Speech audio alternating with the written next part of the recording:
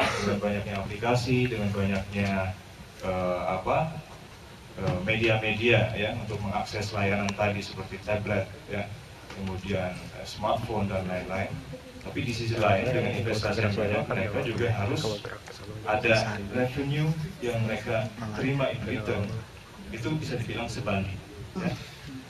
Nah, makanya di sini saya sebut sebagai smart. Ya. Jadi di jaringan, di network itu selama ini sebagian besar operator hanya menjadikan pipe itu hanya sebagai jalan saja. Ya. Dan dengan adanya inovasi, dengan adanya teknologi-teknologi baru, itu di-apply yang menjadikan si network ini akan semakin smart. Ya. Oke, kita mulai saja. Kelihatan nggak? Jadi memang saya sengaja bukan untuk menunjukkan detail apa sih isinya ini. Ya. Kita lihat title-nya saja. Satu tentang history telepon. Yang lainnya adalah tentang komunikasi. Saya sebetulnya ingin mengajak adik-adik sekalian untuk flashback 20 tahun ke belakang, baru lahir ya. Kalau saya sama Pak Aung tadi 20 tahun yang lalu masuk ke kampus ini. Ya. Jadi pada saat itu, coba ya bayangkan ya, 10 tahun yang lalu deh. Berarti usianya berapa ya? 10 tahun. 10 tahunan ya. Sudah mulai mengenal telepon? Sudah. Telepon rumah? Oke, di Indonesia GSM masuk pertama kali Satellindo ya. Pernah dengar ya? Sekarang jadi Indo 1 tahun 96. 97 setahun berikutnya Telkomsel dan beberapa operator berikutnya. Ya. Pada saat itu layanan telekomunikasi ya mainly adalah untuk voice ya. Jadi benar-benar menggantikan layanan fix yang pada saat itu disediakan oleh PT Telkom. Ya. Kita lihat tadi Pak Denny menunjukkan bagaimana growth dari fix telepon yang memang stagnan sampai sekarang 8 juta terus. Ya. Tapi di sisi lain yang namanya mobile services ya, termasuk GSM di situ, ada juga CDMA, itu growth-nya sangat tinggi. Ya. Jadi bukan hanya layanan suara, ya, kemudian ya berikutnya kalau kita lihat sejarah masuk ke SMS, ya, kemudian masuk ke layanan data beberapa tahun terakhir. Ya. Jadi sebetulnya gambar ini saya ingin sekali lagi tadi Anda sekalian, adik-adik sekalian untuk flashback bahwa layanan telekomunikasi ini sungguh cepat ya, khususnya 20 tahun belakangan ini. Jadi bisa dikatakan saat ini layanan telekomunikasi khususnya seluler ini sudah ada pada posisi yang cukup tinggi. Ya. Tadi kalau nggak salah Pak Dini juga sudah menunjukkan bagaimana revenue ya, ada nggak tadi ya? Grafik tentang revenue operators ada? Enggak ya? Tapi bisa dikatakan kondisinya sekarang ini pada suatu titik sebagian area, sebagian negara itu sudah pada posisi yang saturated ya, in terms of penetrasi. Kemudian juga bisa dikatakan sekarang sudah mulai masuk ke ini, situasi yang baru ya. Ada yang tahu jumlah seluler subscriber tahun 2011 di Indonesia? Tadi Pak Denny masih data 2010, 2011 ada yang tahu? 200 berapa? 220 terus 70. Ada yang tahu? Pokoknya penetrasi 90%. Populasi berapa? 200 2011 berapa? 240 kurang lebih. Nah, jumlah seluler subscriber tahun 2011 itu sudah mencapai 250 juta. Ya, jadi ini pertama kalinya tahun lalu Indonesia sudah exceed jumlah populasi. Ya, lebih dari 100%. Kita belum ngomongin satu orang satu handphone seperti Pak Denny bilang tadi ya. Jadi itu jumlah nomor yang terjual. Ya. Nah itu 20 tahun ke belakang. Ya. Kita lihat seperti apa sih 10 tahun ke depan. Ini yang kita bisa katakan tadi sebagian ini bilang apa? New wave telekom. Saya istilahkan sebagai beyond telekom. Ya. Itu bagaimana industri ini bisa terus berkembang. Jadi sebetulnya saat ini sudah mencapai titik atau ketinggian tertentu. Dan untuk naik lagi ke ketinggian atau pertumbuhan yang lebih lagi, itu ada beberapa hal yang diharuskan industri ini bisa ada. Ya. Kira-kira apa? kurang lebih seperti ini. Jadi kedepannya kita akan sangat familiar dengan istilah ubiquitous, ya. Ubiquitous networks ini akan menyediakan ubiquitous services untuk ubiquitous society. Jadi simpelnya layanan apapun ya, itu bisa kita akses dimanapun, ya. Tentunya dengan quality of services dan quality of experience yang baik. Ya. Di sini semuanya nanti akan connected, semuanya akan digitize. Ya. Nah, untuk maju lebih ke depan, tadi ada 4 hal yang saat ini sebetulnya itu yang bisa dikatakan membatasi. Ya. Yang pertama adalah dari sisi subscriber. Ya. Tadi berapa penetrasi Indonesia? Sudah lebih dari 100%. Ya. Salah satu contoh. Negara berkembang sebagian mungkin masih di bawah 100%, tapi negara maju seperti Amerika dan lain-lain itu sudah lebih dari 100% dari beberapa tahun yang lalu. Ya. Itu yang satu dari sisi subscriber. Yang kedua adalah dari layanan. Ya. Jadi selama ini main services adalah apa tadi? Voice. Ya. Nanti kita lihat ke depan itu seperti apa. Kemudian bisnis model. Ya. Ini juga harus dieksplor ya, oleh player khususnya operators dalam hal ini, agar bisa tadi maju lagi ke tingkat yang lebih tinggi. Dan ini juga satu industri saja cukup membatasi, jadi ini harus extend ke industri yang lain. Ini kurang lebih ada 4 poin ini yang menjadi bisa dikatakan sebagai ceiling ya, yang harus ditembus agar bisa maju atau tumbuh ke tingkat pertumbuhan yang lebih tinggi lagi. Kita lihat satu persatu. Ini populasi dunia ya per tahun 2011 kemarin 7 bilion. Ya. Kita lihat ini data dari Wireless Intelligence. Jumlah mobile subscriber, mobile connections worldwide itu sudah sampai 6 billion. Ya. Jadi hampir sama dengan Indonesia nanti dalam beberapa tahun ke depan. Kalau di sini di forecast di tahun 2014 itu akan sama dengan jumlah populasi. Ya, jumlah populasi juga tentunya semakin bertambah ya. Nah ini kita lihat bagaimana Indonesia ya. Ini beberapa selected market di sini dan Indonesia salah satunya. Kita lihat bagaimana pertumbuhannya sekarang dan penetrasinya. Bisa dikatakan ini sudah approaching global village. Ya. Jadi bisa dikatakan layanan telekomunikasi itu bisa ditemukan dimanapun di dunia ini, ya. Meskipun tentunya belum semua tercover. Beberapa area, beberapa negara sudah melebihi 100% penetrasi, ya. Tapi meskipun demikian, ini masih jauh dari yang dikatakan tadi ya, connections of human beings, ya, and utilize the intelligence of human beings. Jadi itu baru sebatas koneksi. Ya. Tapi ada hal-hal lain yang belum tercover. Apa itu? Kurang lebih ini. Ya. Jadi masalah sekarang itu di satu sisi contohnya energi yang paling umum termasuk di Indonesia. Sebagian kita kekurangan energi, ya, termasuk listrik. Tapi di sisi lain adanya wasted, ya, adanya energi yang terbuang. Ya. Nah, beberapa hal seperti ini, termasuk juga adanya science and technology ya, yang bisa improve kehidupan kita, tapi di sisi lain juga menimbulkan polusi. Nah, beberapa hal ini sebetulnya bisa diimprove dengan apply ICT terhadap industri-industri ini. Ya. Pernah dengar istilah ini ya, Internet of Things. Ya. Kalau zaman dulu banget nih, satu rumah satu telepon. Ya. Kemudian ada mobile services termasuk GSM, satu mobile satu tangan. Ya.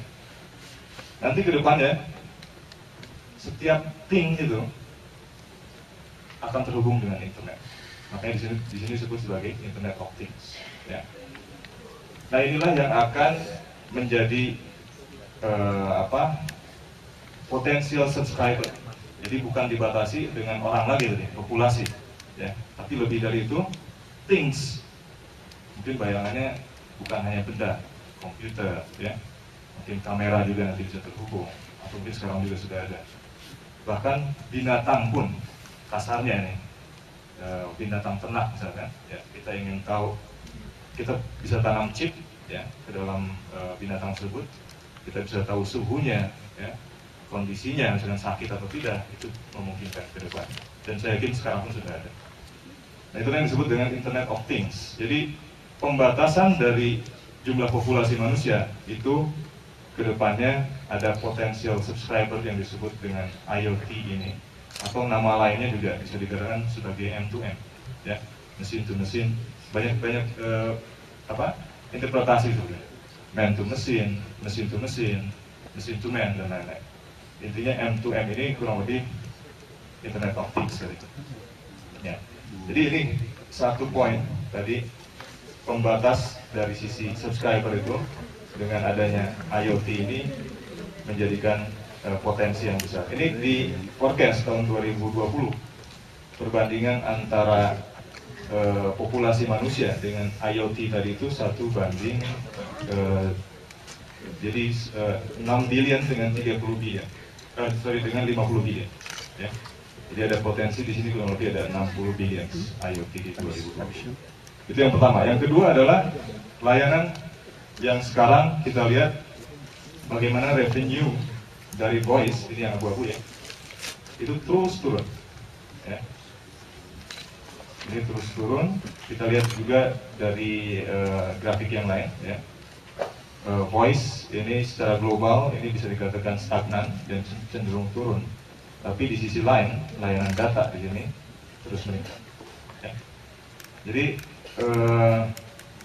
pembatas lainnya, ya, yaitu layanan voice yang selama ini mendominasi, kedepannya akan kita lihat bagaimana potensi layanan data yang semakin meningkat. Ini kurang lebih gambarannya. Bagaimana nanti di tahun 2020, ya, di forecast jumlah subscriber atau user MTV kurang lebih ada 5,5 billion, ya. Ini belum disambungkan, ya, ini sampai 2013, tapi kurang lebih di forecast sampai 2020 ini yang mobile itu bisa sampai 5,5 billion, yang fix broadband itu bisa 1,5 billion. Ya, ini kurang lebih gambaran untuk mobile broadband, ya. Bagaimana distribusi teknologi yang ada tahun ini 2011 tahun lalu sampai tahun 2016 dan nanti. Sedangkan ini gambaran bagaimana fixed broadband tadi, ya, teknologi yang digunakan, ya, ada DSL, optical fiber dan lain-lain. Jadi tadi ada 2 hal yang sudah kita bicarakan di sini, dari sisi subscriber dan dari sisi layanan, ya. Yang ketiga apa? Nah, ini udah pernah lihat gambar seperti ini, sering, ya. Jadi sekarang kurang lebih disimplified, ya, di infrastruktur telekomunikasi ini kurang lebih ada device, ada pipe ini bisa dikatakan networknya di situ, dan ada cloud. Ini lebih ke player yang menyediakan layanan, ya. Ini kurang lebih perbandingan bagaimana layanan data atau broadband wireline dengan mobile kurang lebih seperti ini. Tetap masih ada gap, ya, karena ada limitasi tentunya untuk yang wireless dan atau mobile ini. Ini kurang lebih teknologinya, ya. Jadi misalkan di mobile ini ada di seluler ada CDMA 4, ada kemudian GSM 4, ya, sampai akhirnya nanti ketemu di yang sering kita bicarakan nanti di LTE, ya. Nah, ini selama ini kita ngomongin di sini aja nih, ya. Selama ini kita hanya berbicara di pipe, ya. Makanya saya tadi sempat sampaikan bahwa operator beberapa tahun belakang ini untuk layanan data ini lebih fokus di sini, ya. Jadi tadi ada apa?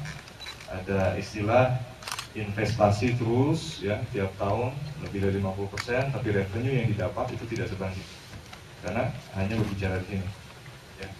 Dan di sini pun bukan pipe yang smart atau pipe yang golden istilahnya, yang bisa memberikan revenue yang baik. Di sini bisa dikatakan pipe yang dumb, ya, pipe yang bodoh. Jadi hanya menyalurkan saja. Ya. Nah ini satu poin ya, maksudnya beberapa tahun belakangan ini lebih banyak di sini. Nanti kedepannya seperti apa akan berbicara lebih banyak di compare. Ya. Jadi sudah sangat familiar saya yakin tentang istilah cloud computing ya. Jadi cloud computing itu nanti yang akan banyak di sini yang menyediakan pelayanan aplikasi dan services. Nanti si operator khususnya akan berbicara dari sisi bisnis model. Ini kembali lagi bisnis model. Itu ada di dua sisi. Ya, istilahnya two side business model. Jadi bukan hanya ketemu kita ya consumers, tapi mereka juga nanti akan lebih banyak bertemu dengan business to business ya, seperti penyedia layanan, termasuk tadi misalnya salah satunya RIM ya, nanti akan lebih banyak dieksplor ini. Intinya tadi dolar itu bisa masuk atau rupiah itu bisa masuk dari sisi yang kiri atau sisi yang kanan ya. Jadi itu ada 3 poin yang kurang lebih kedepannya seperti apa ya, bisnis telekomunikasi atau industri telekomunikasi ini. Dan yang terakhir adalah tadi tentang industri ya yang akan diekspand ya. Jadi kalau selama ini kita berbicara tentang city atau telekomunikasi ya, nanti kedepannya bagaimana si industri yang lain ini sebetulnya saat ini masih di Indonesia khususnya masih belum benar-benar terjadi, itu adanya konvergensi antara telekom ya, telekomunikasi, internet dan broadcast ya. Dari sisi regulasi juga masih belum, tapi sudah mengarah ke sana ya. Jadi kurang lebih itu yang saya bisa sebutkan sebagai beyond telekom atau new wave telekom tadi ya.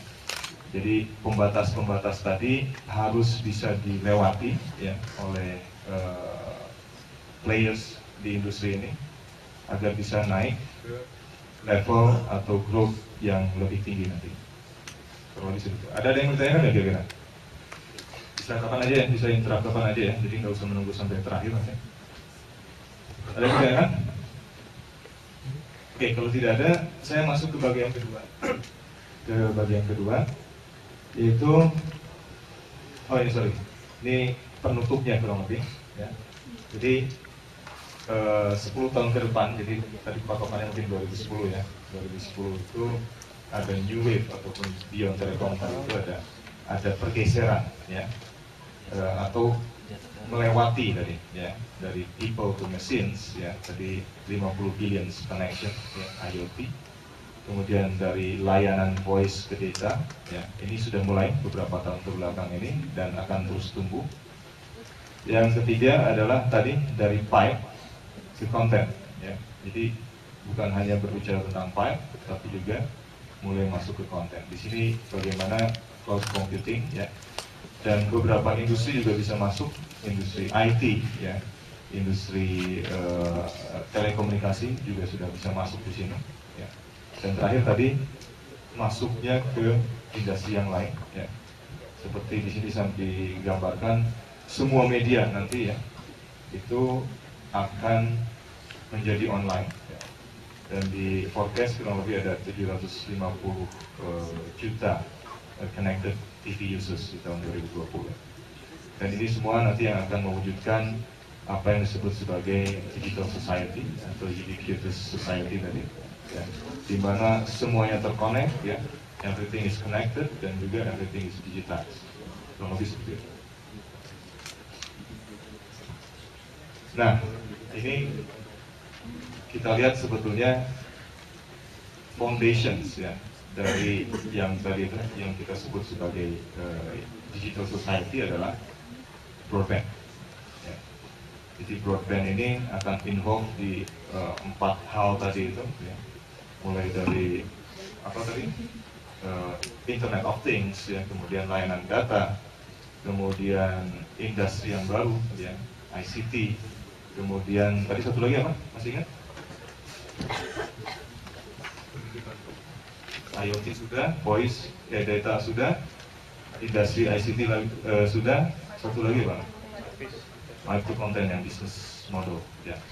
Jadi itu foundationnya sebetulnya di sini. broadband. Ya. Nah, ini saya ingin memberikan sedikit gambaran snapshot ya, apa yang sudah terjadi di Indonesia ya, untuk beberapa poin tadi. Jadi sebagian operator itu sudah masuk ke sini ya. Jadi kalau kita staging sebetulnya para operator itu sekarang sedang moving ya, dari yang selama ini lebih banyak fokus di traffic ya tadi ya. Makanya seperti saya bilang tadi, pipe-nya itu yang menjadi concern mereka bagaimana kapasitas ya. Jadi belum mikirin bagaimana quality of services atau quality of experience dari users itu yang bisa dijamin.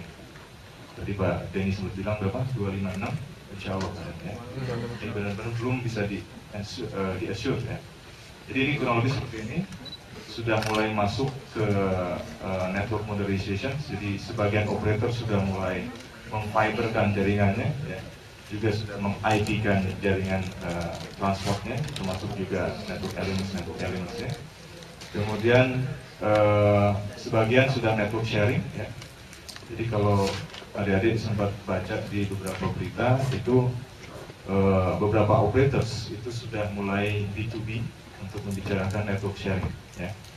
Jadi beberapa operators yang punya coverage di suatu area tertentu dan punya idle capacity, mereka biasanya akan sharing dengan operator yang lain. Jadi operator yang lain tidak perlu membangun ya. Dan area yang lainnya mungkin sebaliknya, operator yang tadi tidak ada coverage di area yang satu, tapi ada coverage di area yang lain, itu bisa sharing dengan operator yang lain, seperti halnya seperti itu. Nah, nanti diharapkan di tahun ini, mulai tahun ini, operator sudah mulai lebih fokus tadi ya, dengan migrasi atau modernisasi jaringan yang sudah dilakukan di tahun sebelumnya. Sebagian operator mulai masuk di sini sebetulnya tahun ini ya, tapi beberapa operator besar sebetulnya sudah mulai dari beberapa tahun ke belakang, termasuk tahun lalu, untuk memodernisasi jaringannya.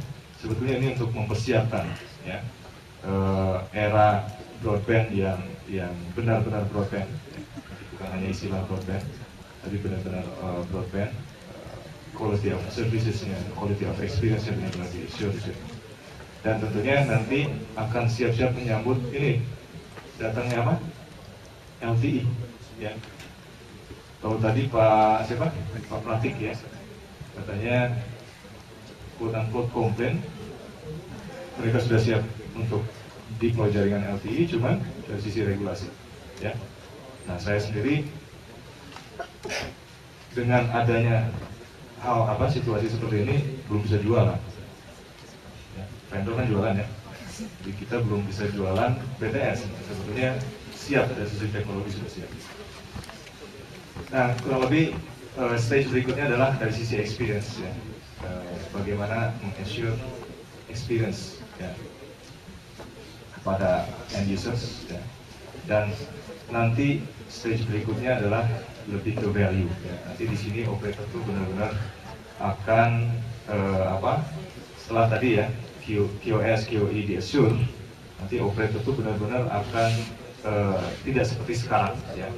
Jadi jangan kaget nanti kalau suatu saat Anda ingin mengakses layanan tertentu, itu akan di-charge berbeda ya, beda dengan sekarang ya, beda dengan saat ini.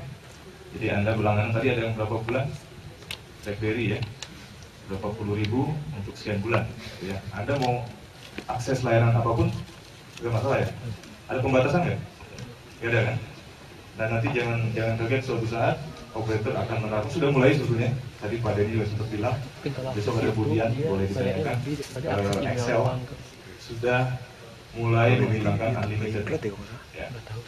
Karena itu sebetulnya bisa jadi beban ya buat operator ya.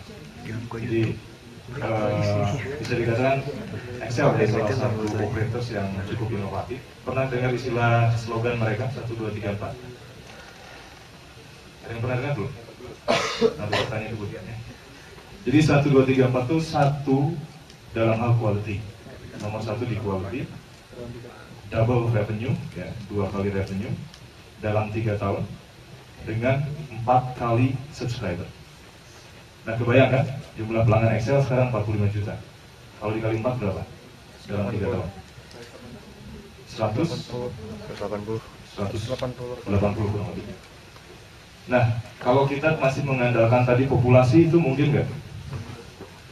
Kemungkinannya kecil. Nah, tadi kembali lagi ke poin nomor berapa tadi? Satu itu apa? Subscriber ya. Dari people ke IoT, Internet of Things. Jadi beberapa operators itu sudah mulai dari sekarang. Ya. Nah ini nanti disinilah operators juga akan lebih mengedepankan ya value ya, termasuk tadi kerjasama dengan istilahnya OTT players ya, pernah dengar ya, over the top players tadi seperti Google, Facebook. Jadi mereka sebetulnya nggak punya infrastruktur di sini, numpang aja. Ya, tapi mereka yang dapat revenue yang lumayan gede. Nah jadi kurang lebih gambaran ya di Indonesia untuk Ion Telekom tadi kurang lebih seperti ini. Saya minum dulu ya. Biar serak-serak. Kalau ada yang mau ditanyakan, mungkin tidak sebatas ini pun nggak masalah ya, silakan. Jason? Jason, Pak. Jason. Pak. Jason ke mana? Ke Shenzhen dan Beijing ya. Jadi di Shenzhen keliling ke headquarternya bawah ya. Jadi sempat lihat showroomnya ya. Di exhibition hall-nya di situ ada semua teknologi ya, termasuk handset ya, handset dan tentunya yang untuk equipment ya, infrastruktur ya, seperti BTS. Ya, di sana teknologi-teknologi yang di-apply di equipment, di BTS, di core-nya, ya itu ada di sana.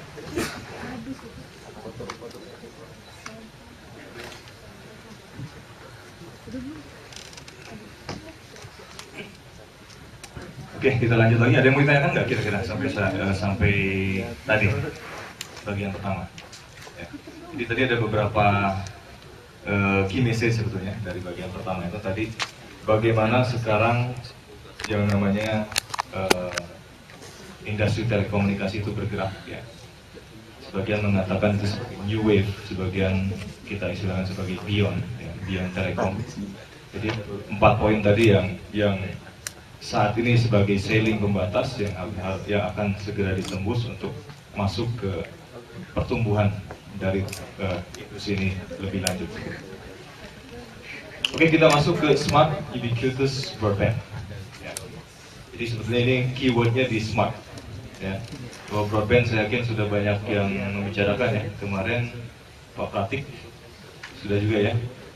Dari sisi operator ya, kalau nggak salah ya, kesiapannya seperti apa. Kemudian Pak Iman dari vendor juga sama ya, tentang network ya. Nah, saya nggak tahu kemarin menyebut tentang smart ini atau enggak? Kayaknya sih enggak ya. Tapi anyway, mungkin dari Pak Iman sudah mengcover banyak tentang broadband network itu seperti apa. Sebetulnya kalau kita berbicara tentang broadband network itu nggak cukup 1,5 jam. Ya.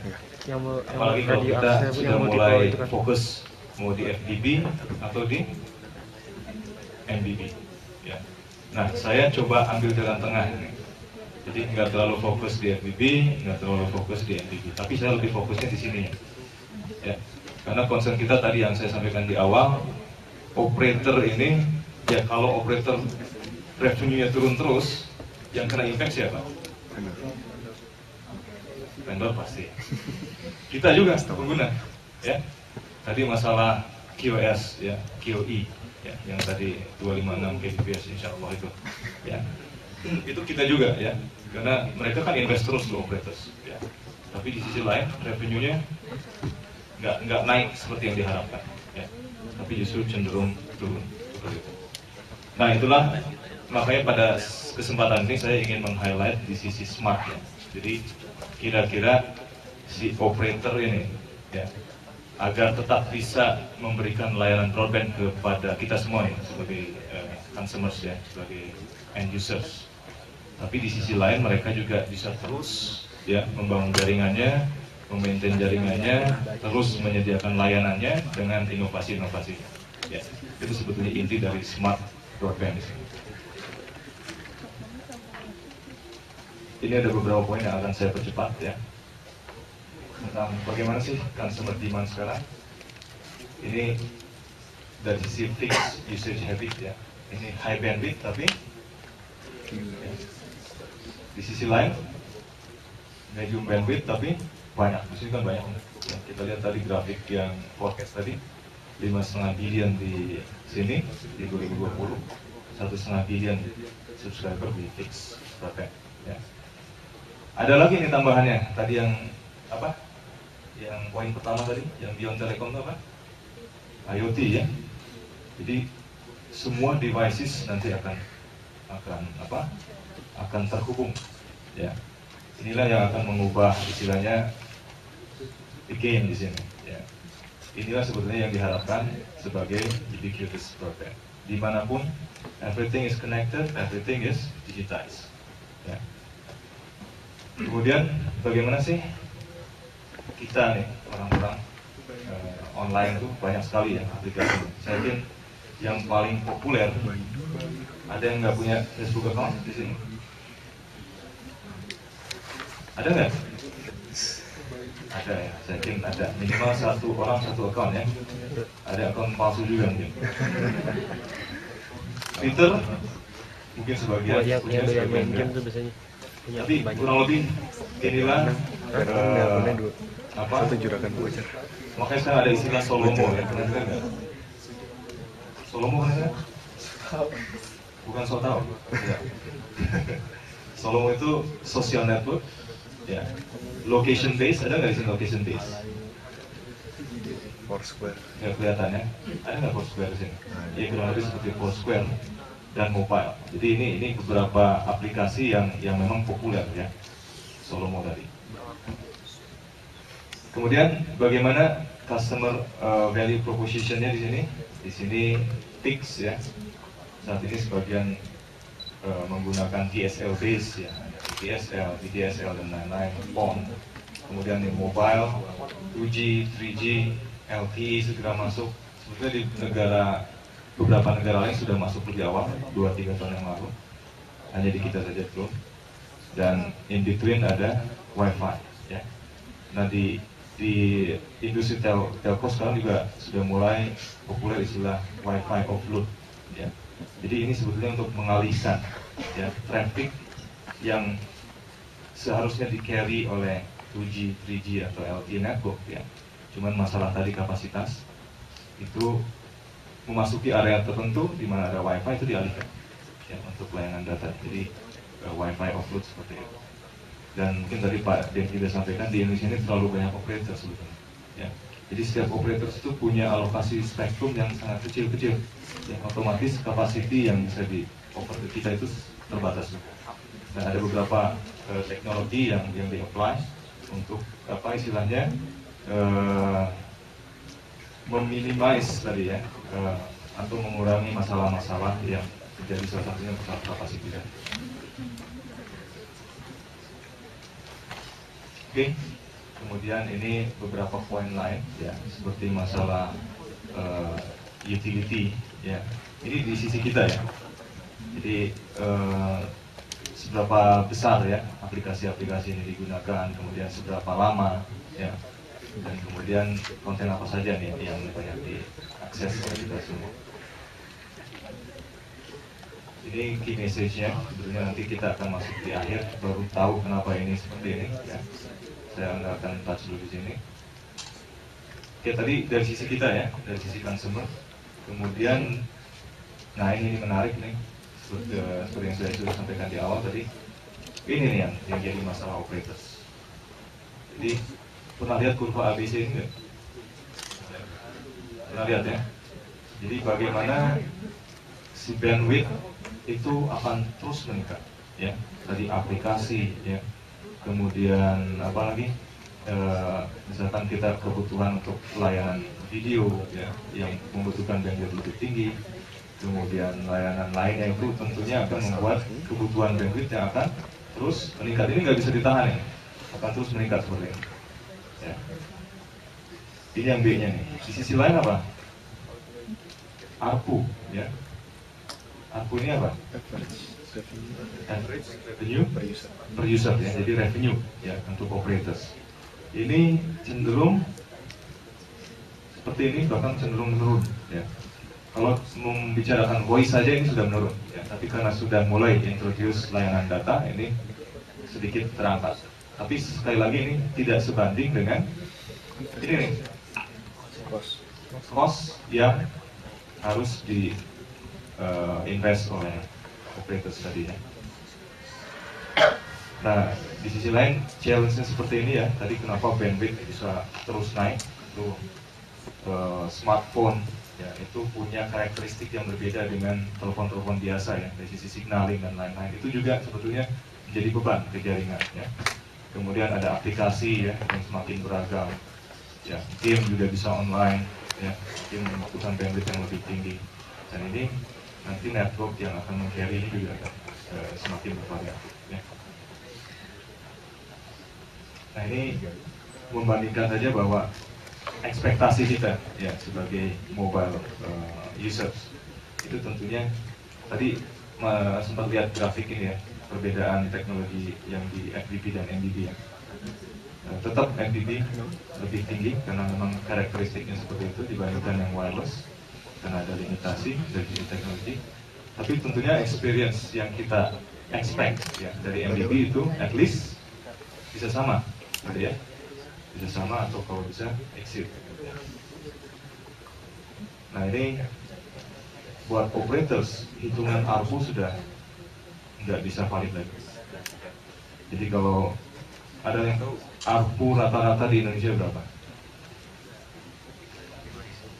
Berapa? Ada yang bilang berapa tadi? 5.000 ya? Wah, kasihan banget kalau 5.000. Bisa lebih tinggi nggak? Pasti. 100.000? Wah, itu masih hebat berarti kalau 100.000.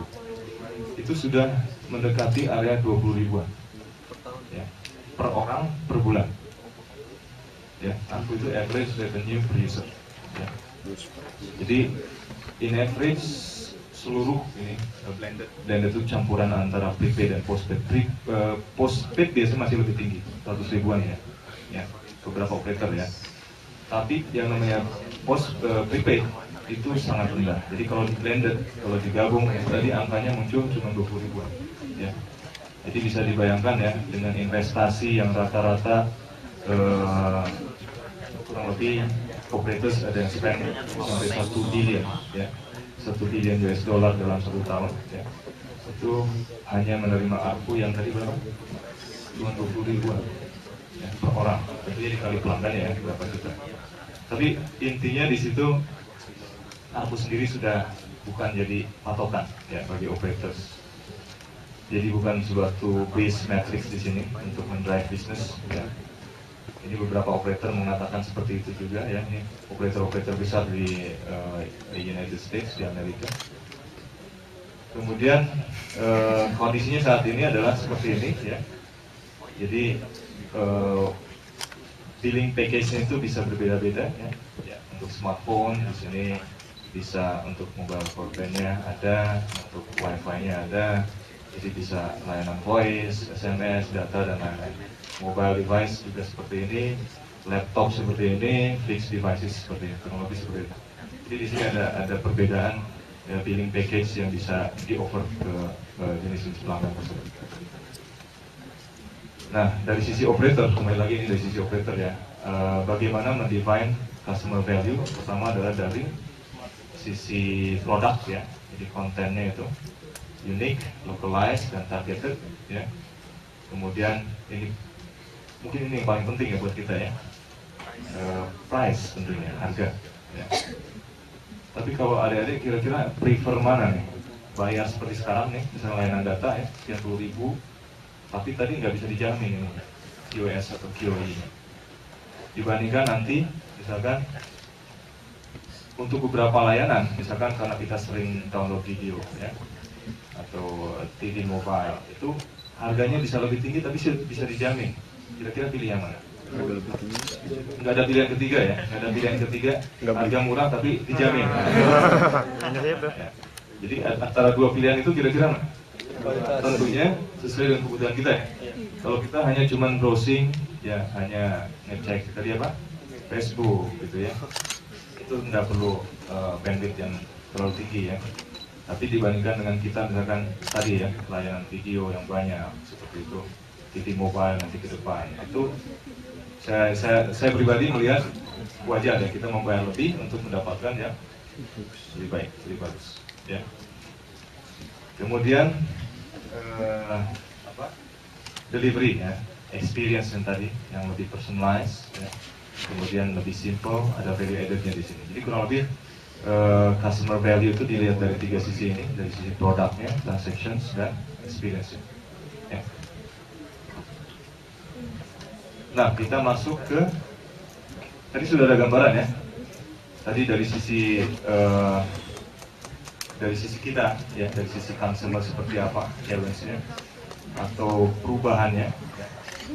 Silakan ambil kursi depan ya, masih masuk. Kemudian tadi kita lihat challenge dari operators yang kurva tadi, masih ingat ya?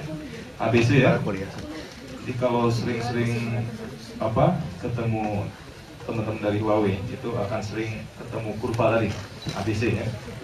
Karena itu sangat penting ya bagaimana operators mengalami yang tadi, bagaimana ARPU yang stagnan dan cenderung turun, bandwidth yang tidak bisa ditahan naik terus, kemudian cost investasi juga naik. Nah sekarang kita lihat si jaringan ya yang diinvestasikan, yang dibangun oleh operators itu agar memberikan profit buat mereka. Ya. Kembali lagi kalau operators profit, yang diuntungkan siapa? Ya tentunya karyawan, ya ownernya. Tapi selain itu kita juga, ya. Jadi layanan-layanan itu yang akan kita rasakan terus. Dan seperti apa? Nah, ini saya coba combine. Seperti saya bilang tadi, saya nggak fokus di FDD, saya nggak fokus di MDD.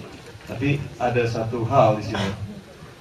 Ini beberapa terms ini menggunakan brandnya Huawei ya. Jadi kalau adik-adik sering dengar ada istilah-istilah signal, ya. Signal apa kayak gitu ya? Signal run, signal fun, signal metro, signal core, signal ini smart juga ya, smart device, smart services. Signal yang ini adalah brand produk-produknya Huawei. Ya. Tapi pada saat ini saya bukan jualan ya. Saya cuman memberikan gambaran ya bagaimana sih network yang bisa memberikan profit ya. Tadi membuat si pipe tadi pipe yang bukan dumb lagi ya, tapi pipe yang smart ya, yang bisa dikatakan sebagai golden pipe ya. Jadi yang bisa memberikan profit kepada operators ya. Kita lihat di sini ini adalah blueprintnya ya, idealnya nanti ke depan itu si jaringan ya, yang mungkin kita sebagai end user kita nggak melihat ini ya. Yang kita lihat adalah layanan yang di sini ya, baik itu menggunakan smartphone, tablet, laptop, bahkan ini apa ini? TV misalnya ya. Jadi kita nggak bisa melihat ini, tapi layanannya yang kita rasakan. Nah di sini idealnya si network itu akan seperti ini ya. Jadi di sisi device ini adalah smart device ya. Di sisi service-nya smart services ya, tadi through banyak tadi ya, cloud computing dan lain-lain. Nah di tengah-tengahnya pipe-nya ini diharapkan adanya smart operation ya. Smart operation itu seperti apa? Nanti kita akan lihat lebih jauh. Tapi intinya kita lihat di sini contohnya nih, satu single run, kelihatan nggak ini? Kecil ya. Single run itu single radio access network ya. Ini produknya Huawei, tapi sebetulnya vendor lain juga mempunyai produk yang punya fitur yang sama ya, hampir sama. Pernah dengar istilah SDR ya? Ada yang pernah dengar belum? Angkat tangannya sudah pernah dengar SDR? Software Defined R-nya apa? Apa? Radio ya. Software Defined Radio. Nah, single run adalah bisa dikatakan BTS ya. BTS yang mengaplikasikan tadi SDR ya. Jadi dalam satu hardware platform ini itu bisa support berbagai macam teknologi ya, hanya di-define dengan berdasarkan tadi apa? Software ya. Jadi selama menggunakan spektrum yang sama, ya misalkan tadi kita bicara di LTE misalkan 2,3 ya misalkan.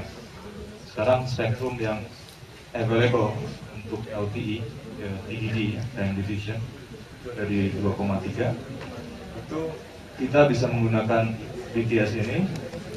Dan adik-adik tahu di 2,3 saat ini teknologi apa yang sudah diaplikasikan? Ada yang tahu?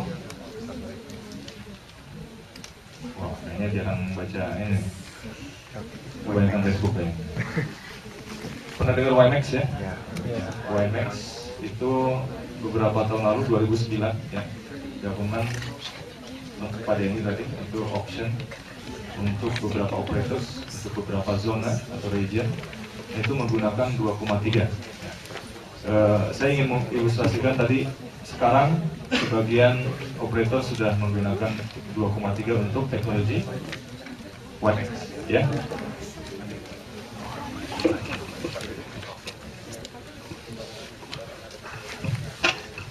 Nah kemudian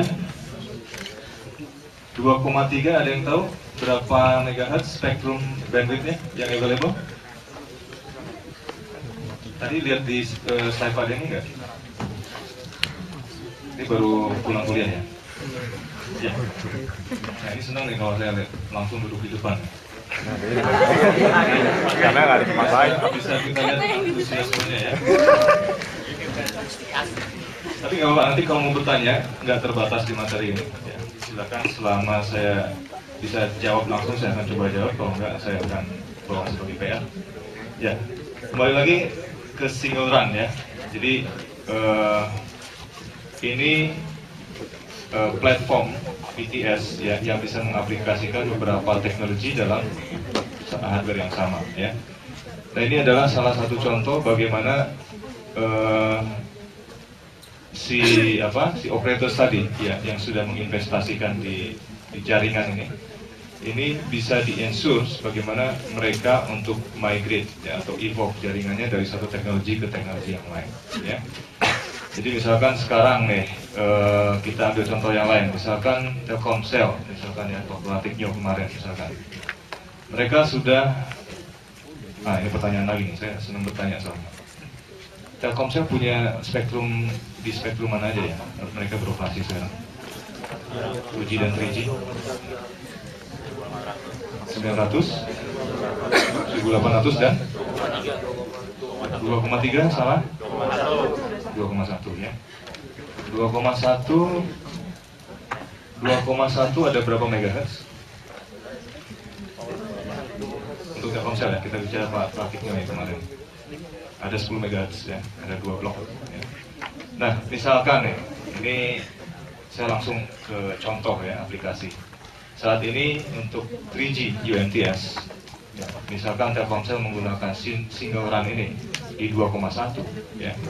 Kemudian nanti misalkan Pak Denny mengizinkan 2,1 untuk di apa istilahnya kalau digunakan kembali teknologi yang lain apa istilahnya?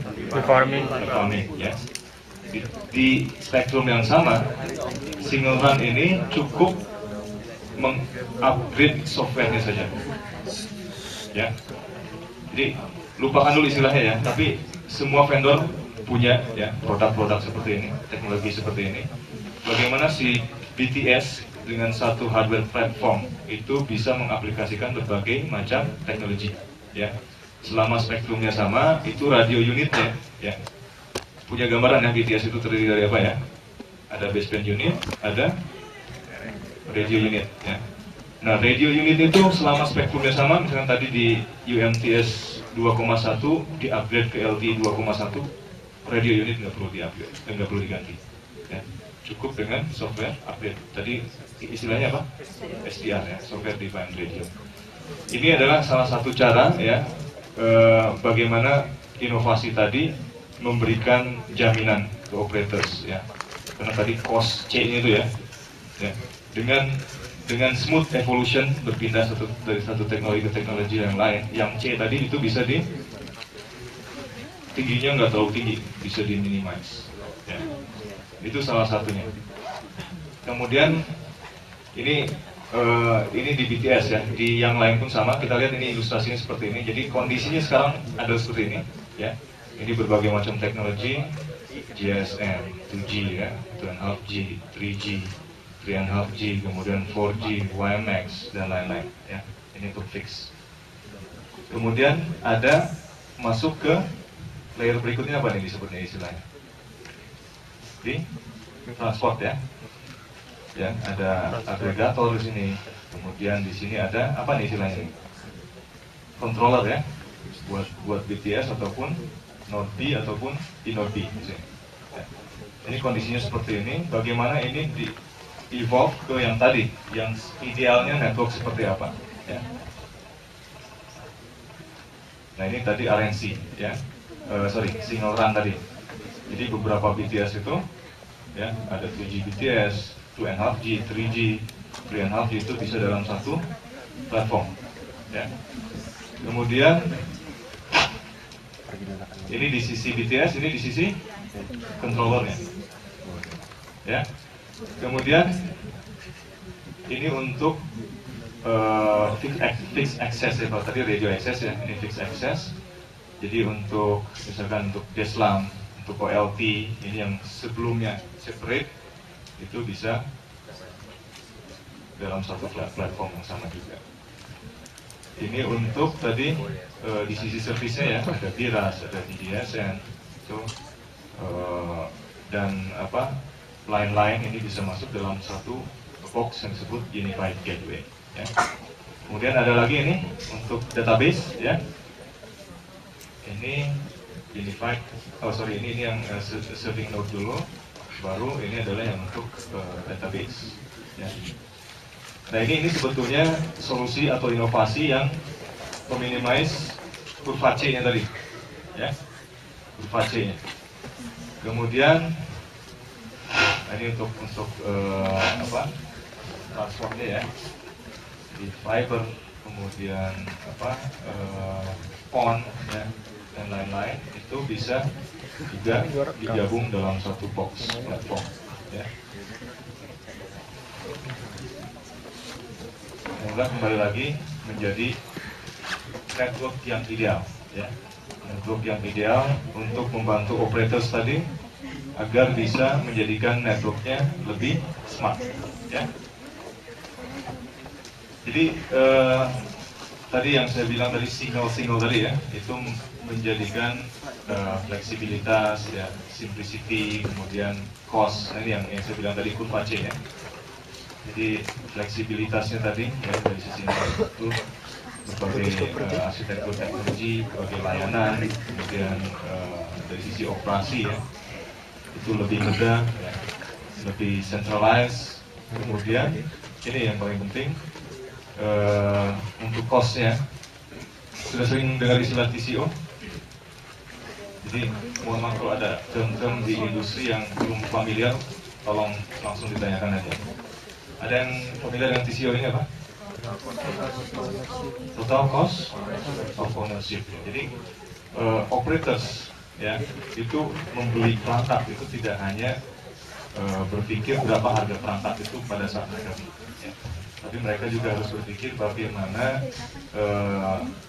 expenditure ya yang harus mereka siapkan untuk memaintain perangkat tadi. Ya, jadi bukan hanya memikirkan capex ya, capital expenditure, tapi juga bagaimana OPEX ya, operation expenditure ya. Jadi kurang lebih ini gambaran TCO itu seperti apa. Jangan sampai belinya murah tapi untuk perawatannya susah ya. Tadi dengan single platform dengan multi technology itu bisa di ensure bagaimana evolusinya ya. Kemudian tadi perawatannya ya. Kalau sebelumnya misalnya 2 BTS ya yang harus dipasang nih. 2 BTS, kalau menghidupkan BTS pakai apa ya kira-kira? Power system ya. Power systemnya berarti harus disiapkan untuk mensupport atau istilahnya ya mendukung 2 BTS tersebut ya. Artinya power consumption juga akan lebih tinggi ya. Kemudian kita berbicara apa lagi kalau penempatan BTS tadi? Space ya, baik itu di ruangan, di shelter atau yang outdoor, misalnya itu juga seperti itu. Jadi TCO itu bukan hanya berbicara tentang bagaimana atau harga pada saat membeli perangkat tersebut, tapi lebih dari itu bagaimana biaya yang mungkin timbul dalam pengoperasian. Oke, kurang lebih ini gambaran ya, bagaimana tadi tentang revenue. Lagi-lagi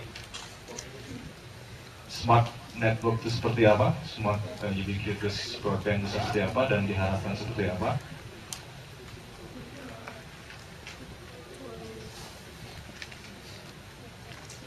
Ini sekali lagi bukan jualan ya, tapi ini memberikan gambaran bagaimana vendor itu memunculkan inovasi-inovasi ya, agar inovasi itu bisa di-apply ya, digunakan oleh operators, membantu operators untuk tadi ya, membantu si A-nya tadi naik ya, si C-nya diminimize naiknya, atau kalau memungkinkan turun, B nggak bisa ditahan tetap naik ya. Jadi bukan hanya Huawei, semua vendor juga melakukan hal yang sama. Jadi bagaimana inovasi-inovasi itu bisa membantu, dan akhirnya yang paling penting adalah revenue yang mereka dapatkan, artinya operators dapatkan. Dan kembali lagi ujung-ujungnya, kalau operator untung, siapa lagi yang diuntungkan? Kita ya, consumer ya, end user ya.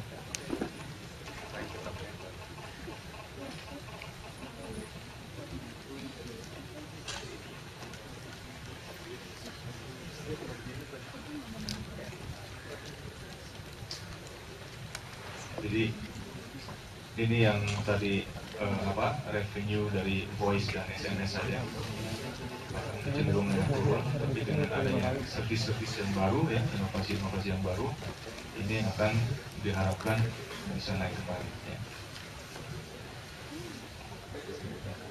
Ini kita lewat. Nah, tadi masih ingat tadi ada istilahnya R2 is dead ya. Jadi sekarang hitung-hitungannya, kalau kemarin voice menggunakan ini ya, minutes of usage ya. Nanti kedepannya adalah bagaimana hitung-hitungan itu akan berdasarkan tip ya, jadi berapa dolar atau berapa rupiah yang harus si operator investasikan ya per tipnya ya. Jadi bukan lagi menggunakan istilahnya minutes of usage. Dan ini bukan hanya 2G ke 3G era, tapi dengan meningkatnya layanan data ya, termasuk tadi MPP ataupun IPP. Nah, ini yang terjadi ya. Jadi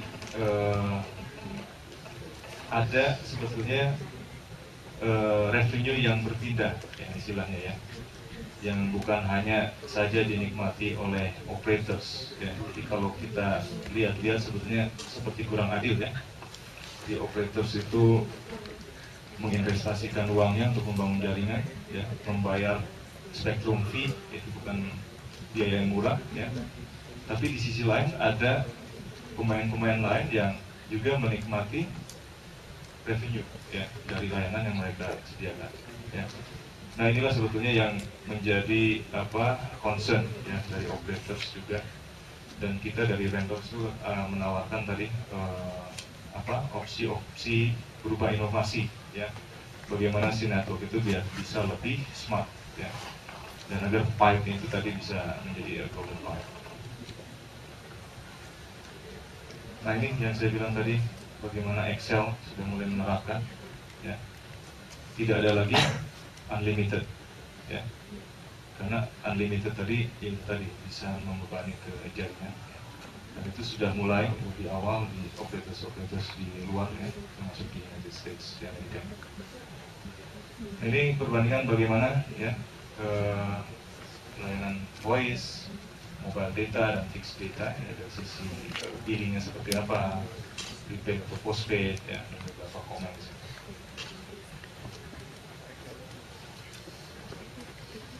Dan salah satu cara yang lain adalah mengaplikasikan teknologi tadi ya, bila memungkinkan tentunya. Di Indonesia tadi kita ketahui bagaimana LTE ya belum bisa diaplikasikan karena beberapa kendala. Tapi intinya tadi untuk mengurangi C tadi itu itu ada dengan pengaplikasian teknologi-teknologi baru ya. Bagaimana teknologi baru bisa lebih efisien dalam penggunaan spektrum dan lain-lain, itu juga akan membantu investasi yang dikeluarkan oleh BRICS. Oke, nah ini kembali lagi yang saya sampaikan tadi, bagaimana kalau kita menggunakan layanan video, ya, kemudian voice, gaming itu akan dibedakan ya, dibandingkan kita hanya misalkan browsing biasa. Ya. Nah inilah nanti yang sekali lagi jangan kaget, ya, cepat atau lambat ini akan segera diimplementasikan. Ya. Dan saya yakin beberapa dari kita maksudnya tidak terlalu price sensitif ya, tapi yang paling penting adalah yang jadi concern kita adalah bagaimana service yang kita inginkan kita dapatkan dengan baik. Nah inilah beberapa teknologi ya yang di-apply. Seperti ini, berubah ini. Ya. Di network ya. Selama ini mungkin kurang lebih kita ada di sini ya. Maksudnya jaringan yang dimiliki operators itu kurang lebih seperti ini ya. Kemudian beberapa sudah mulai menerapkan ya. Nanti ada node atau device yang mempunyai fungsi deep packet inspection tadi. Jadi service atau layanan apa yang digunakan akan dibedakan. Ya. Ini kedepannya tentunya operators punya pilihan pricing dan business model yang lebih banyak. Ya. Kemudian nanti ke depan ini manageable. Ya. Jadi bagaimana fleksibel dari sisi policy dan charging control dan charging based services. Jadi setelah diketahui service apa aja, nanti dibedakan nih chargingnya, ya, tarifnya. Dan yang terakhir adalah nanti bagaimana menjadi profitable adalah service quality management. Ya. Ini API, yang interface yang bisa dibuka, ya. Jadi operators akan bekerja sama dengan misalkan content provider atau dan lainnya untuk menyediakan layanan yang lebih bervariatif. Jadi intinya bagaimana tadi experience yang akan dideliver oleh operators ya. Jadi ada 3 poin tadi, DPI, policy and charging control, dan service quality management, visible, manageable, dan profitable. Kita bisa lihat nanti layanan itu, jadi consumer insight itu benar-benar akan dievaluasi sangat detail. Bagaimana lokasi ya, di mana lokasi kita, layanan apa yang bisa kita dapatkan, kemudian waktu tertentu dan tentunya tarif tertentu ya. Ini untuk ensure consistent user experience in line with expectation. Tadi yang saya bilang tuh, kita menginginkan apa dan kita mendapatkan apa. Nah, ini beberapa istilahnya inovasi lain yang di-apply ya. Selain tadi signal network, kemudian ada device-device tambahan dari seperti DPI, PCRF yang untuk policy charging control. Kemudian di sini adalah dari sisi kontennya ya. Tadi kita berbicara di sisi ini ya, lebih banyak di pipe-nya. Ini sekarang bagaimana konten, adanya content delivery framework ini. Nah, ini ada beberapa teknologi lain ya, catch, mungkin bisa dibayangkan ya fungsinya ya. Udah punya bayangan nggak tentang catch ini? Ya. Jadi simpelnya mungkin seperti ini, kalau kita misalkan berkunjung ke suatu website tertentu, itu biasanya kita harus keluar sini ya. Ya. Nah dengan adanya node atau device ini, itu website atau layanan-layanan yang sering digunakan itu bisa di store di device ini tanpa harus keluar lagi. Ini sebetulnya yang menghemat bandwidth untuk keluar. Ya. WiFi itu istilahnya beda nggak dengan CDN, Content Delivery Network? Ya, itu yang ini ya, Content Delivery Framework. Ya. Oh, istilahnya beda. Bukan yang cache ya? Maksudnya video cache itu tipikal dengan CDN itu bukan Pak? Sebetulnya cache ini bagian dari CDN. Oh, bagian dari CDN. Ya. Itu store-nya otomatis atau diprogram sama adminnya untuk itu bisa dikatakan bisa dia intelligent ya. Jadi contohnya tadi misalkan website ya. Iya. Ini video ya, video juga bisa, pokoknya berbagai layanan. Ini mana yang paling bukan paling ya, yang memang digunakan oleh user di sini, ya, yang memang misalkan harusnya keluar dulu ke sini. Tentunya ini akan memakan bandwidth juga, tapi dengan adanya device atau node ini, tambahan ini, itu bisa di-store di masing-masing perangkat ini. Ya, jadi istilahnya ini bisa menghemat bandwidth untuk keluar. Ya. Dan sifatnya intelijen berarti. Intelijen. Ini beberapa ini ya aplikasi ya, music, games, ya, video dan lain-lain. Ini hanya gambaran saja. Jadi intinya sebetulnya bagaimana tadi ya di sisi jaringan itu dibuat simple, ya, dibuat single. Kemudian beberapa fungsi tambahan ya, yang menjadikan jaringan itu lebih smart tadi. Ya. Dan ini adalah untuk memperkaya tadi dari sisi konten, ya. Dia ada content delivery framework di sini. Ini hanya ilustrasi saja. Jadi beberapa operators bahkan sudah menerapkan ini ya, OTT untuk voice, ya, Skype.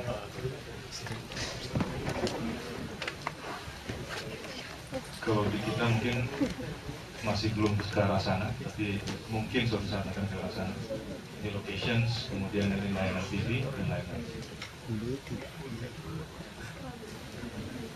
Ini hal yang lain termasuk portal juga ya.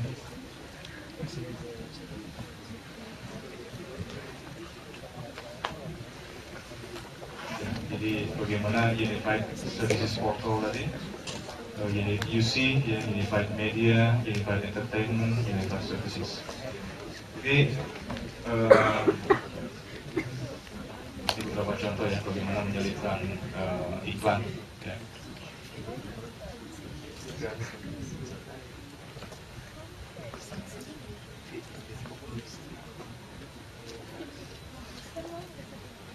Nah, akhirnya ya dengan penerapan tadi beberapa teknologi dan inovasi tadi, ya di sini ya dengan ubiquitous smart yang kurang smart ubiquitous broadband tadi, ini si ARPU, si revenue itu ya adalah akan pindah ke sini jadi naik ya. Si cost ya tadi dengan adanya signal tadi ya, kemudian intelligence juga, device yang affordable itu diharapkan turun ya. Bandwidth ini nggak bisa ditahan, itu akan naik terus ya. Ini tadi bagaimana ARPU naik tadi bisa dengan menyediakan service delivery platform ya, SDK di sini, kemudian memasukkan advertising misalkan dan lain-lain. Jadi ini key message-nya ya, tadi pertama sekali kita lihat bagaimana ARPU ya, operators turun. Jadi ARPU bisa dikatakan sudah tidak valid lagi sebagai metrik ya, untuk planning yang di sisi operators. Kemudian new content experience ini, jadi mungkin sering baca ya di media online, ini OTT ini jadi suatu hal yang jadi concern operators ya. Tadi salah satunya bagaimana ring ya. Tidak investasi infrastruktur di sini tapi bisa dapat berapa dolar tadi? Berapa tadi? $5 ya? Ya, tapi intinya mereka dapat sesuatu. Tapi kalau kita lihat effortnya, operators itu investasi ya untuk membangun jaringan, untuk memperluas coverage, ya, bahkan untuk membayar frekuensi fee pun itu dilakukan oleh operators. Tapi revenue yang didapat bahkan mungkin lebih besar yang didapatkan oleh OTT players tadi. Ya. Nah ini salah satu caranya adalah bagaimana si operators menyediakan tadi ya konten-konten ya, bisa bekerjasama dengan third party karena tadi ada API yang bisa dibuka. Jadi si third party bisa membuat konten yang localized, yang lebih inovatif dan lain-lain. Itu salah satu cara ya untuk compete dengan OTT players ya.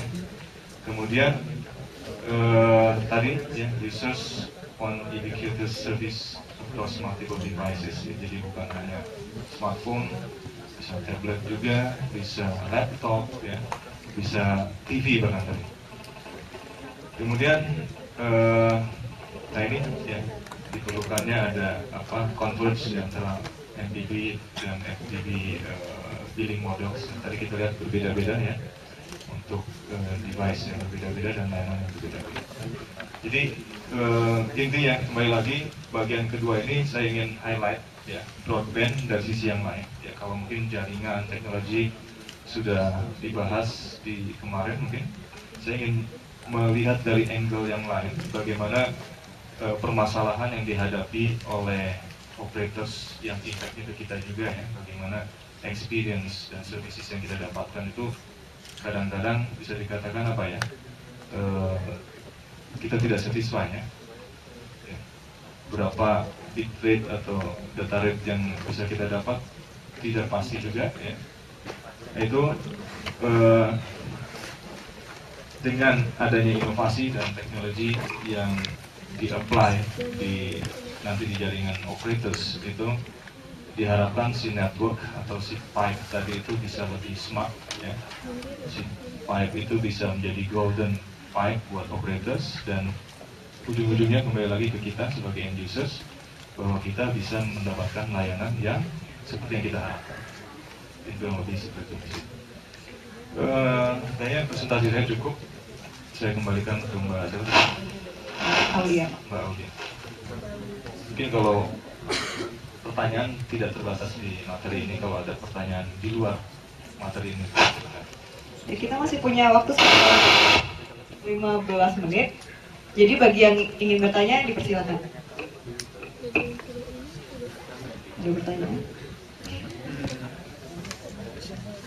Nggak harus sesuai dengan presentasi Pak Dhani barusan, bisa tanya apapun mungkin tentang perusahaannya sendiri, Huawei, atau tentang yang lainnya. Kalau pertanyaan tentang Huawei saya nanti minta Jason yang jelasin.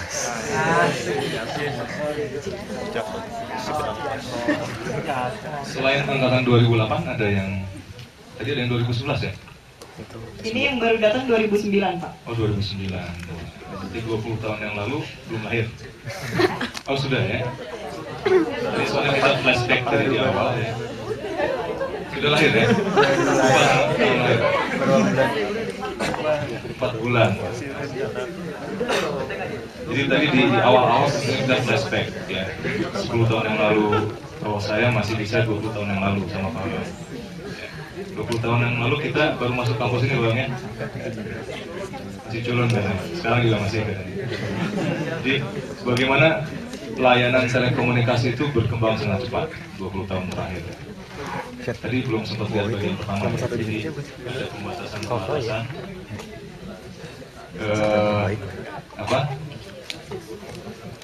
mungkin saya share sedikit ya sambil menunggu barangkali ada yang bertanya. Jadi tidak sebatas ini ya. Kalau ada pertanyaan yang di luar ini pun selama saya bisa jawab saya coba jawab.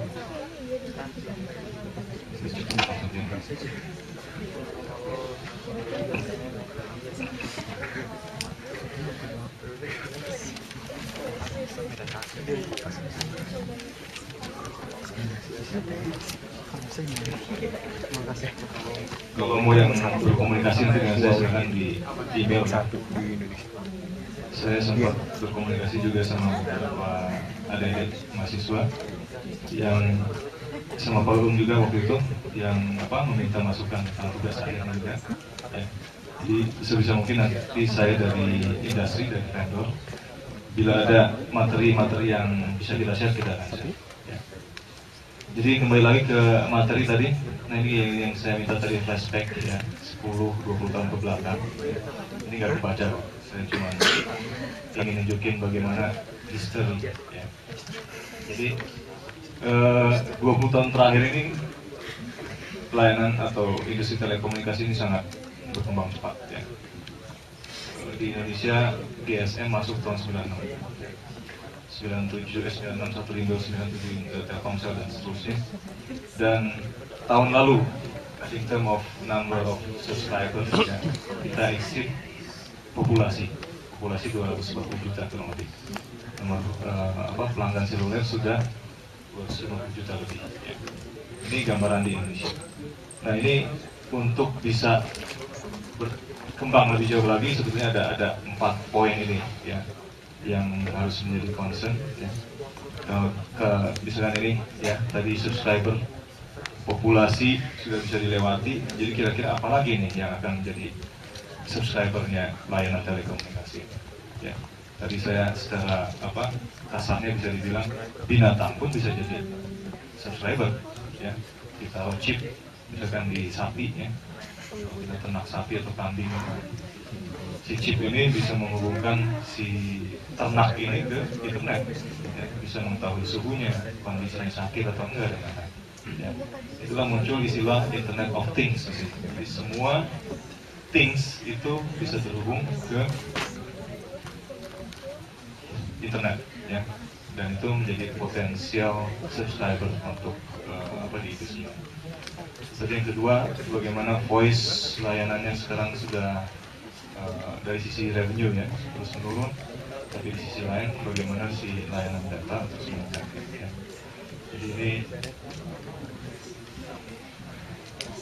ini tadi ya, bagaimana fix teknologi, kemudian mobile teknologi.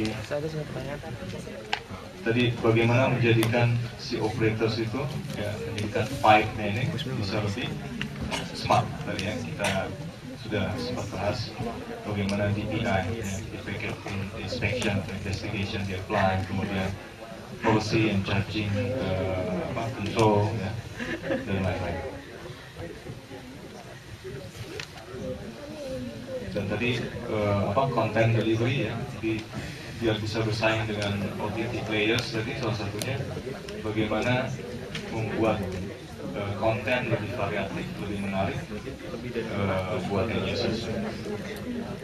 Dan terakhir adalah bagaimana industri lain yang sudah di cover juga ya, jadi bukan hanya telekomunikasi ya, tapi nanti juga convergence, bagaimana telekom, internet dan juga broadcasting itu bisa converge. Kurang lebih ini summary-nya.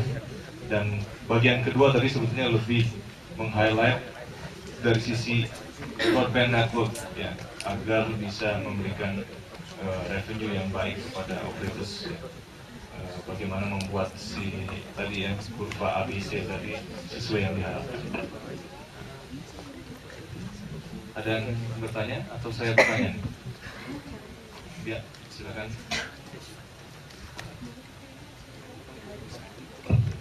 Assalamualaikum warahmatullahi wabarakatuh. Perkenalkan, nama saya Ibrahim Irsyad, Telekomunikasi 2008. Sebenarnya soal tadi kan bilang kalau dampaknya mau di smart pipe, sehingga bisa memungkinkan operator untuk men-charge fee untuk akses layanan tertentu.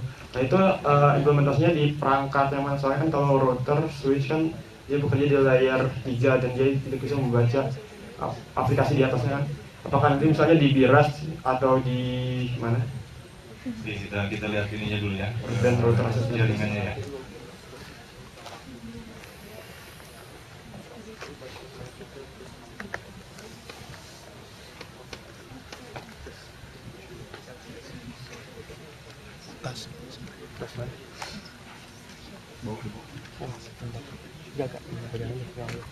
Jadi sebetulnya untuk mengaplikasikan ini ada dua device yang perlu ditambahkan ya.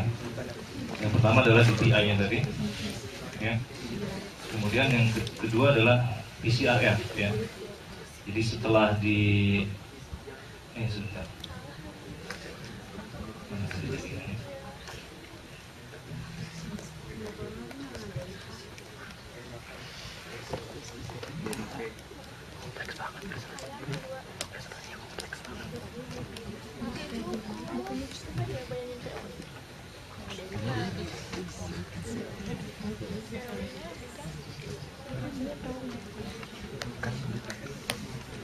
Jadi setelah dipilah-pilah ya.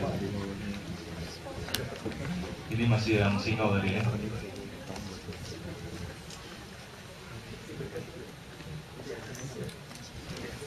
Jadi setelah dipilah-pilah layanan apa yang digunakan oleh pelanggan tersebut. Nah, si operator bisa mendefine kira-kira chargingnya atau policy-nya seperti apa. Ya.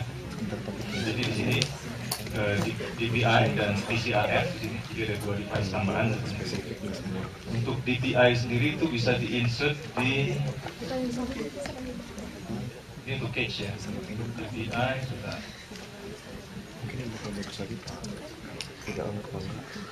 DPI atau PCRF itu nanti akan masuk di PS Core, ya.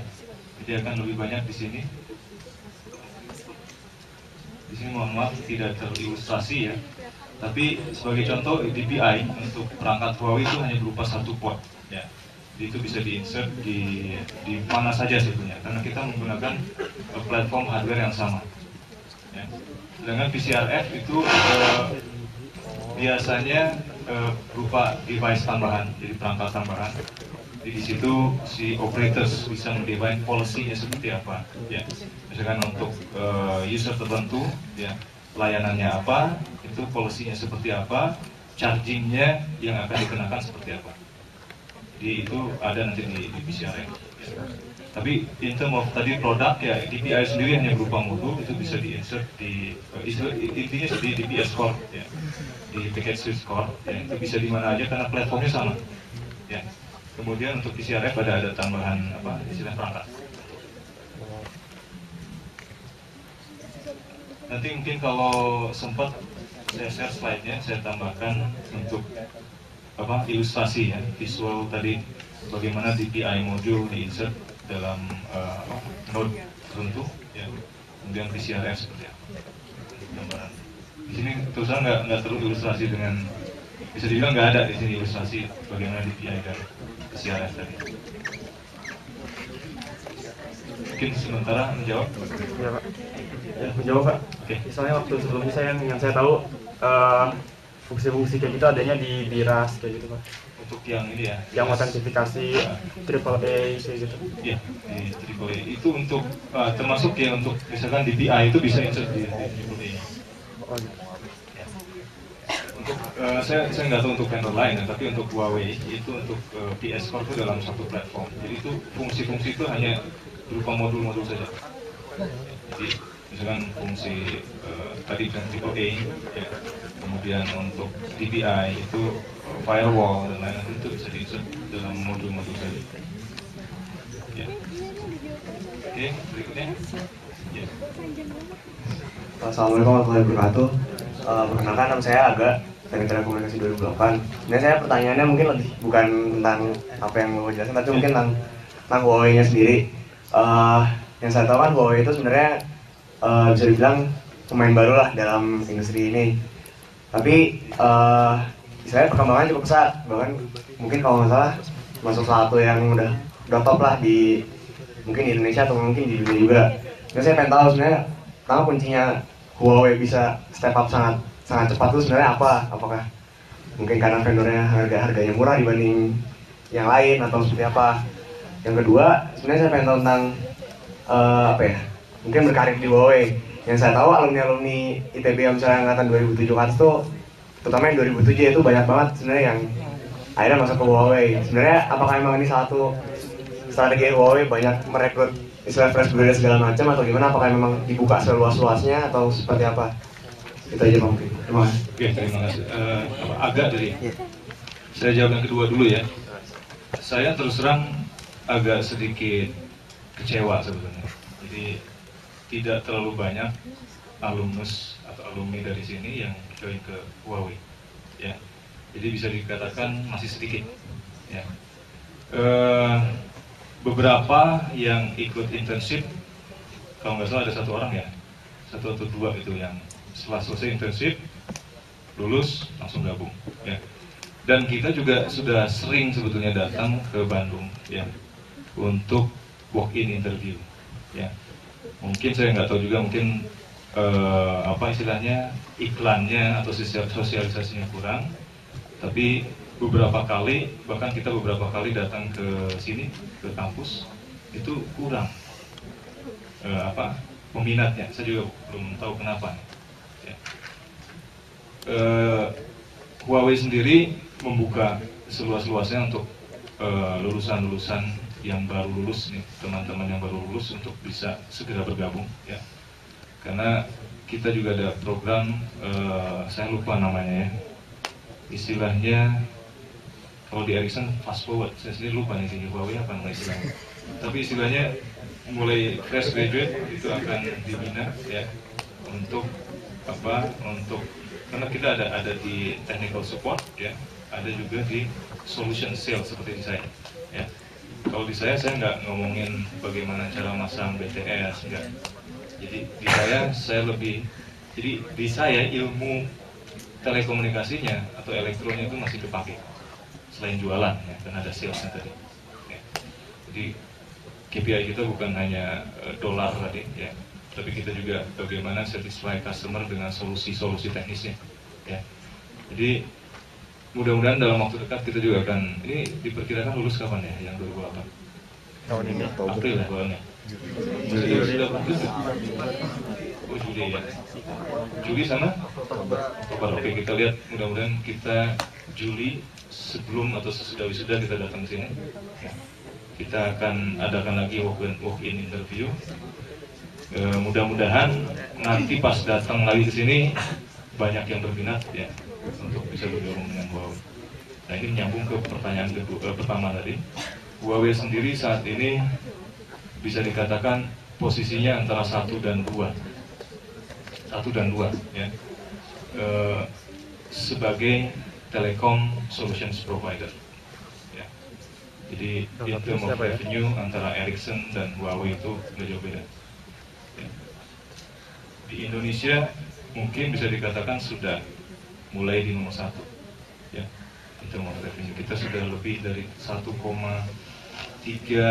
billion tahun lalu US dollar ya. Sedangkan global itu 30 berapa Jason ingat nggak? 32,4 billion ya. Jadi Indonesia termasuk market yang besar buat Huawei. Nah kita resource-nya sampai saat ini tahun lalu 2.600 karyawan ya. Plus pernah dengar tentang, kembali lagi kemudian saya sebut-sebut, Excel itu memindahkan karyawannya yang di bagian field operations, network operation center itu ke vendor, dan Huawei terpilih menjadi partner Excel dalam istilahnya managed service ya. Jadi ini sudah tren di industri ini. Kalau dulu yang memanage jaringan adalah operators, mereka punya orang-orangnya ya, yang ditempatkan di region di NOC ya untuk memanage jaringan. Nah sekarang trennya untuk memanage jaringan adalah dilakukan oleh vendor. Jadi per 1 April nanti karyawan Huawei kurang lebih 3.800 di Indonesia saja ya. Worldwide 120.000 ya. Nah, kenapa bisa berhasil? Huawei baru establish tahun 1987. Jadi usianya berapa? Hampir sama kayaknya. Kelahiran berapa? Hampir sama. Lebih tua Huawei ya?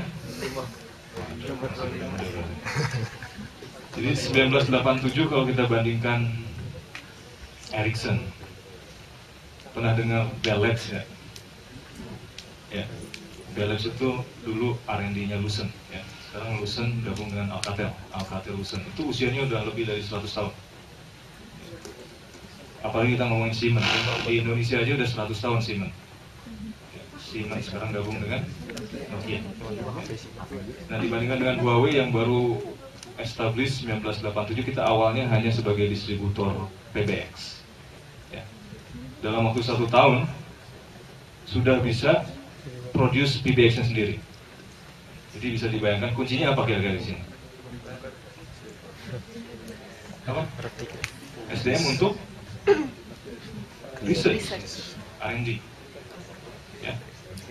Jadi tadi bicara tentang harga, itu hanya strategi untuk masuk ke market, karena Huawei kan latecomer ya, dibandingkan yang sudah tadi ya, yang sudah lama masuk di market ya. Itu hanya strategi untuk masuk ke market ya. Tapi bukan berarti harga Huawei harga perangkat Huawei murah ya. Kita kompetitif, kita banyak pilihan, misalkan membawa investment dari bank, dari China, misalnya itu salah satu strategi. Tapi yang paling penting poinnya di sini adalah bagaimana research and development itu sangat kuat di Huawei. Ya. Itu tidak kurang dari 10% revenue, ya. Jadi bukan profit ya. Sebagian perusahaan itu dihitung dulu profitnya, baru dialokasikan sekian persen dari profit untuk research. Ya. Nah, Huawei itu 10% dari revenue. Kalau tadi saya bicara 32,4 billion tahun lalu, itu tidak kurang dari berapa tuh? 3,2 billion itu untuk R&D saja. Ya. Ini beberapa proof, bukti itu bagaimana involvement Huawei di development teknologi, termasuk LTE. Ya. Jadi salah satu kontributor paten. Ya. Jadi di teknologi, di industri seperti telekomunikasi ini, ya, bukan hanya jualan perangkat, tapi juga jualan paten tadi, inovasi ya. Jadi kalau si A memproduce paten tertentu dan digunakan oleh perusahaan B, si B harus bayar. Ya, tapi intinya sebetulnya bagaimana research and development ini di Huawei sangat kuat ya. Tadi selain jumlah dana yang dialokasikan besar, itu hampir setengahnya, kurang lebih 46% karyawan Huawei itu engage di R&D. Ya. Jadi sebetulnya kunci di industri yang high tech seperti telekomunikasi adalah di research and development. Gitu kurang lebih. Mudah-mudahan menjawab ya. Ada lagi barangkali? Bebas ya pertanyaannya. Gak apa-apa banget ya. Soalnya mungkin kalau tadi topiknya terlalu banyak term-term yang baru mungkin ya. Tapi nggak apa-apa, nanti adik-adik masuk ke industri itu akan paling nggak misalnya tadi ada istilah-istilah apa, coba browsing kalau mau lebih tahu ya. Nanti masuk ke industri. Kalau saya sendiri bahkan dulu saya nggak tahu, mungkin saya kuper atau gimana ya, nggak pernah baca. Iwan, ya, itu nggak familiar loh. Iwan Fals. Kalau Iwan Fals sering dengar lagunya ya. Pas masuk industri baru saya tahu, oh Iwan itu berapa megabit per second. Nah, kan? Ini maksud saya, ini gambarnya saya refleks ke saya sendiri. Jadi pada saat kuliah mungkin term-term di industri itu kurang familiar. Ya, ini sebetulnya occasion seperti ini sangat baik, bagus sekali bang. Jadi dari industri kita bisa sharing. Paling nggak tadi adik-adik bisa nangkep beberapa istilah ya. Mungkin sekarang belum terlalu paham. Nanti bisa browsing, bisa googling, bisa masuk ke website Huawei untuk cari tahu itu apa sih. Ya, nanti pas interview nih, misalnya dengan saya biasanya ini kasih clue dulu mungkin barangnya. Kalau mau gabung di departemennya saya, itu jangan lupa rekayasa traffic loh. Ya, jadi elang tadi itu, ya. Elang apa definisi elang, cara ngitungnya gimana itu harus ya. Kalau mau bergabung di saya, ya. Karena saya ngurusin bagaimana capacity BTS, capacity BSC, capacity apa tadi, BS core, CS core dan lain-lain. Ya, kalau hitung-hitungan dasar kayak tadi nggak tahu, ya mohon maaf aja. Jadi ini clue aja, siapa tahu nanti bulan Juni ya, Juni atau Juli mungkin kita kesini dan adik-adik berminat untuk bergabung, siap-siap. Gitu. Kan badan ini selalu di solution sales juga di AD. Saya sebagai quote-unquote consultant. Ya. Soalnya kabar terakhir juga Pak Dan ini responsible juga di HLT. Jadi kalau kata beliau dia masuk begini.